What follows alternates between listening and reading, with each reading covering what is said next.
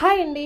ఇక్కడ కనిపిస్తుంది కదా సేమియా పాయసం. మీరు కూడా ఒకసారి ట్రై చేయండి. సూపర్ టేస్టీగా ఉంటుంది. నేను నిన్న శివరాత్రి రోజున చేశానన్నమాట.